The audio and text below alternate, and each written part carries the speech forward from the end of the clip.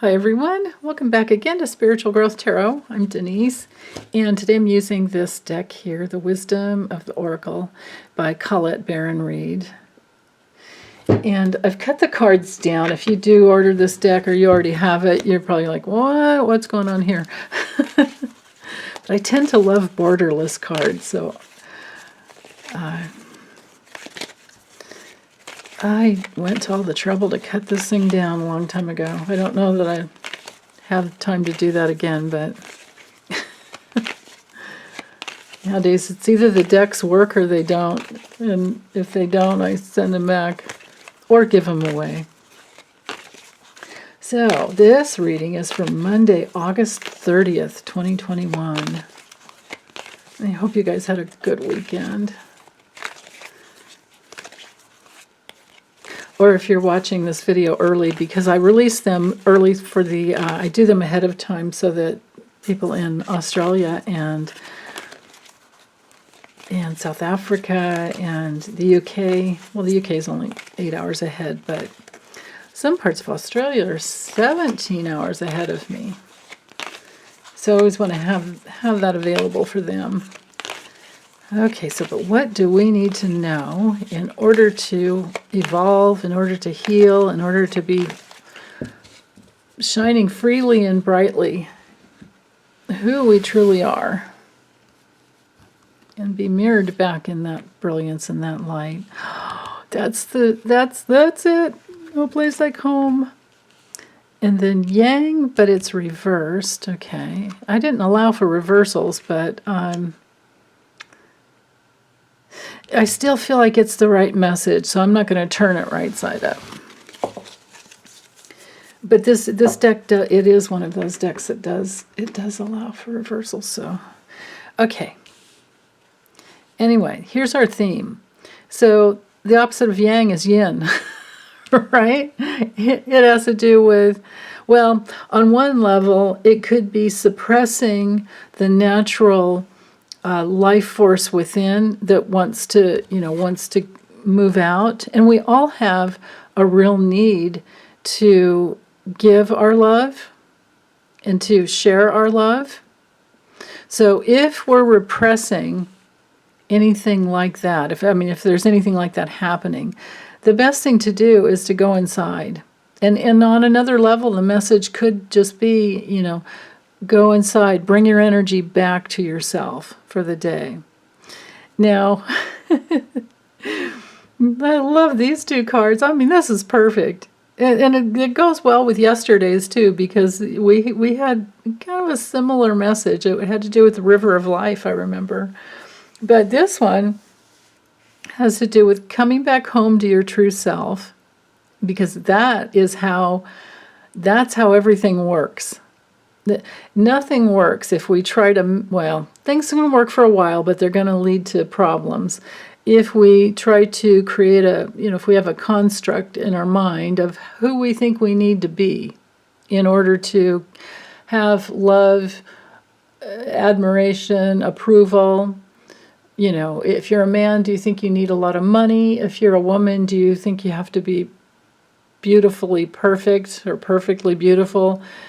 Do we have to be good little boys and good little girls? Can girls get angry and can boys cry? All of those, these things come up when we're kids and the way we're treated. So as adults, we have to turn everything around. We have to reorient our life force back to the truth of who we truly are. So we have to go back and visit our family environment, and the way to heal a lot of times is just to get back into the water and the flow of life. Whether it's the ocean or a bathtub. Here she's in a boat, but it could be a bathtub. It could very well be a bathtub. It could be a hot tub. Wouldn't that be awesome? Oh, yeah. So all the work that you do, every little step of the way, getting back home is the right way to go. And one of the major ways to do that is to be courageous. be extremely courageous as to, courageous and curious, I just heard, as to what you're feeling. Never, so if we're resisting feeling our feelings, we are going to mess with our flow. I probably should have thought of this on the reading for yesterday, but it's okay. This is a little bit of a continuation, I can tell. The way to be in our powerful life force is to not be afraid of feeling all of our feelings. Because it's healing, it's through healing the emotional body that we come back home to who we truly are. You know, if you can remember when you were really little and maybe all you wanted to do was color or paint or draw, or, you know, kids are so creative. Or just playing with your imaginary friends, or playing with your friends doing imaginary things like, I don't know, I was kind of a tomboy. And I had a bunch of friends that we liked to play, pretend that we were in a war, but, you know, nobody was hurting each other at all, but it was like, you know, I don't know, I always turned out to be the nurse, and this one guy would squirt ketchup on another guy. It's like, oh, he's bleeding, I gotta fix this one, you know. It was just stupid stuff like that.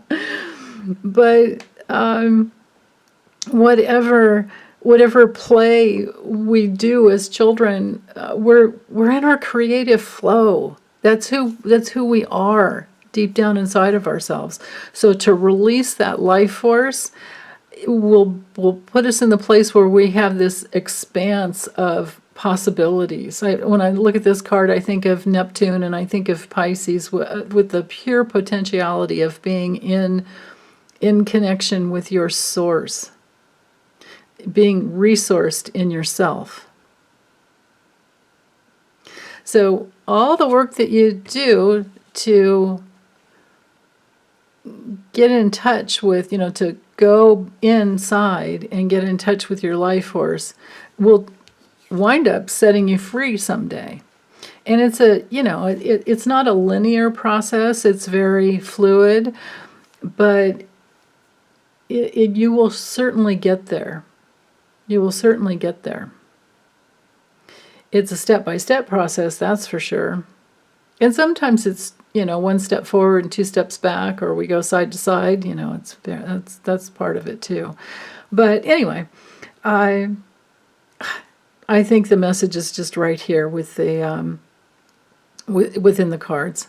I mean, all we have to do is look at the cards. This is a way to nurture ourselves back home, and coming back home to ourselves, that's the key to life. That's why we're here. So, okay, well, that's all I have for today, guys. I hope everyone's doing really well. Feel free to drop in, you know, any other insights that I might have missed with these cards, especially, you know, any of those who may know this deck really well, because I tend to not really read the book. But I love your comments. So, post on.